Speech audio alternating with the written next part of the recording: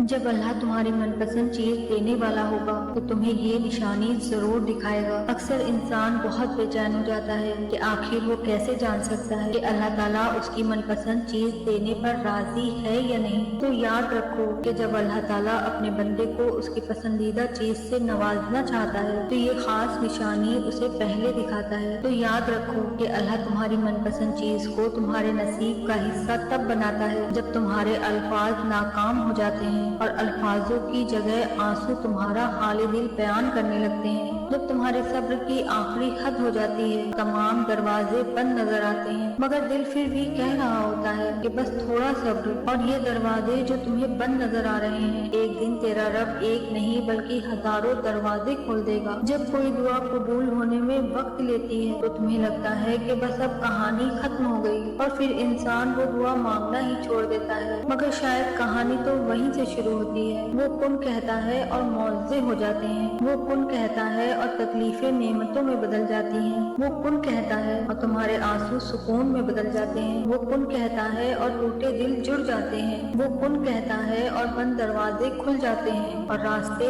آسان ہو جاتے ہیں۔ یاد رکھو تقدیر اور قسمت سے زیادہ طاقت دعا میں ہوتی ہے، اور جانتے ہو کہ وہ کون سی ایسی طاقتور دعا ہے جو تمہیں دونوں جہانوں کی ایک ایک چیز خرید کر دے سکتی ہے۔ وہ اللہ سے ہدایت کی دعا ہے۔ اس دعا میں اتنی طاقت ہے کہ اللہ کہتا ہے کہ جب میرا بندہ میرے پاس ہدایت کی دعا لے کر آتا ہے تو مجھے اس پر اس قدر پیار آتا ہے کہ میں اس کی پسندیدہ دعا پر کن فرما دیتا ہوں اور اس کی دنیا اور آخرت دونوں سنوار کر رکھ دیتا ہوں۔ اگر تم اللہ سے اپنی منچاہی چیز پانا چاہتے ہو تو یاد رکھو کہ جب بندہ مومن اپنے رب کے ساتھ مخلصانہ تعلق رکھتا ہے اور اس میں کوئی منافقت نہیں رکھتا تو اللہ کا تعلق بھی اس کے ساتھ ویسا ہی ہوتا ہے۔ اللہ فرماتا ہے کہ میرا بندہ میرے بارے میں جو کچھ گمان کرتا ہے میں وہی سلوک اس کے ساتھ کرتا ہوں، اور اگر تم اللہ سے معجزات کے در کھلوانا چاہتے ہو تو اللہ سے بڑا گمان رکھو۔ یاد رکھو وہ نصیب کا ہر لفظ بدل سکتا ہے اور زندگی کا ہر پہلو تمہاری چاہت کے مطابق بنا سکتا ہے۔ رب ہی ہے جو مانگنے پر خوش اور نہ مانگنے پر خفا ہو جاتا ہے، اور اگر تم یہ سوچ رہے ہو کہ اللہ تمہاری پسندیدہ چیز تمہارے نصیب کا حصہ کب بناتا ہے تو یاد رکھو کہ جب تم اللہ سے مخلص دل سے مانگتے ہو اور اپنی ذات سے کسی کی حق تلفی نہیں کرتے تو اللہ بھی تمہارے ساتھ بھلائی کا معاملہ کرتا ہے۔ ایک حدیث میں آتا ہے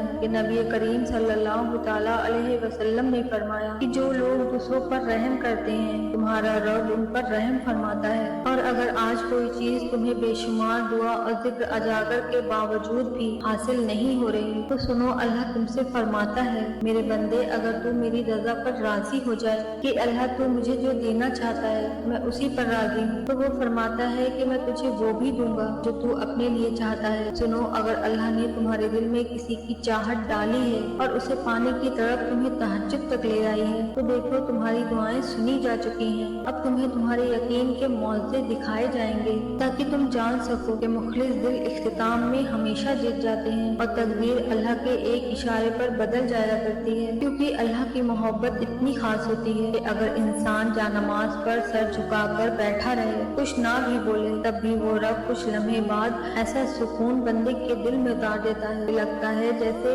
اس رب نے پریشان دل کو یہ سمجھا دیا ہو کہ میرے بندے نا امید نہ ہو سب ٹھیک کر دوں گا، بس تم اللہ کی چاہت پر راضی ہو جاؤ تاکہ وہ تمہیں تمہاری چاہت سے بھی زیادہ نواز دے۔ اور جب اللہ آپ کو آپ کی پسندیدہ چیز دینا چاہتا ہے تو یہ خاص اشارے ضرور ظاہر کرتا ہے۔ بعض دفعہ چیزیں کتنی ہی ناممکن نظر آ رہی ہیں لیکن ایک بات ذہنشین کر لیں کہ معجزے ہوتے ہیں ان خاص لوگوں کے لیے جن کے خاص عمل اللہ سے کن کہلوا ہی دیتے ہیں۔ جب آپ اللہ پر توکل کرتے ہیں تو اللہ ناممکن کو بھی ممکن کر دکھاتا ہے، اور یاد رکھو کہ جب آپ کچھ کرنے کا ارادہ کر لیں اور ساتھ میں دعا بھی مانگیں تو وہ ہو کر ہی رہتا ہے۔ آپ کی دعا کی قبولیت کی ایک خاص علامت یہ ہے کہ آپ کی دعا آپ کو بدلنا شروع کر دیتی ہے۔ یاد رکھیں کہ آپ کی قسمت کا لکھا ہوا چل کر آتا ہے اور وہ نہ بھی آئے تو آپ کو وہاں بلا لیتا ہے جہاں سے آپ سوچنا ختم کر دیتے ہیں، وہیں سے اللہ کی تدبیریں کام کرنا شروع کر دیتی ہیں، اور جو چیز آپ کے وہم و گمان میں بھی نہیں ہوتی وہی آپ کی قسمت میں لکھی ہوتی ہے۔ جانتے ہیں اللہ اچھے کے ساتھ کبھی برا نہیں کرتا، ہاں اچھے کے امتحان زیادہ ہوتے ہیں اور جن کے امتحان زیادہ ہوتے ہیں ان کے درجات بھی بڑے بلند ہوتے ہیں۔ یاد رکھیں جس طرح دل کا خالق کائنات سے گہرا تعلق ہے بالکل اسی इसी तरह तहज्जुद के वक्त का खालिक कायनात से गहरा ताल्लुक है।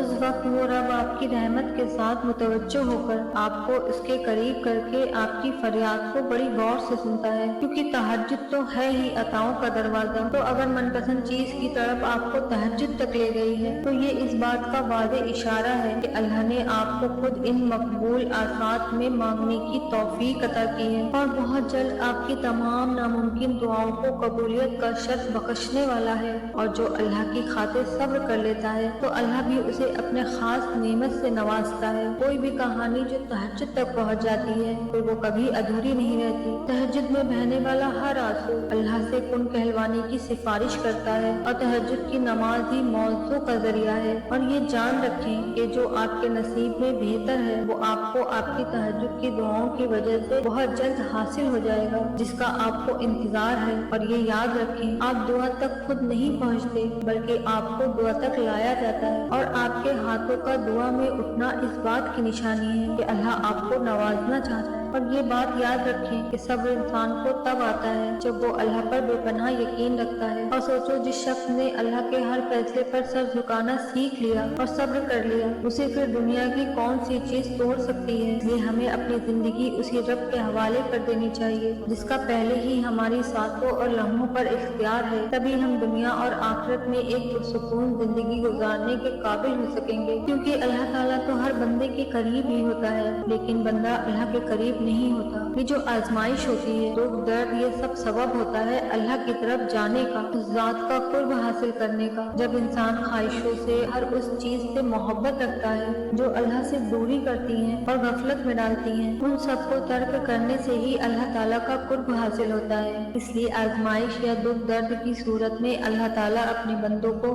उस रास्ते से गुजारता है जिस रास्ते में ख्वाहिशात से बंदे ने खुद को गुमराह किया होता है। उससे निकालने के लिए अल्लाह ताला उसे झंझोड़ता है। अल्लाह ताला ने अपने नूर की तजल्ली और अपनी रहमत की तजल्ली उसके कल्ब में डालनी होती है तो इंसान इस काबिल होता है, तो फिर रहमत खुदाबंदी जाहिर होगी। सारे गम समेट लेता है एक सजदा, सारी उलझने सुलझा देता है एक सजदा। सुकून है, मोहब्बत है सजदा। इंसानों से मोहब्बत दुख दर्द तकलीफ उलझनों के सिवा कुछ नहीं देती। ज्यादा न सही अपने रब से थोड़ा बहुत तो ताल्लुक रखो। खुशी में शुक्र के, दुख में सब्र के, मिले दुख का भी शुक्र अदा करो। रब यहाँ ले आया है, आगे भी ले जाएगा। यकीन रखो, अल्लाह आपको आपकी मनपसंद चीज बहुत जल्द अता करके एक पुरसुकून जिंदगी अता करेगा इंशाअल्लाह।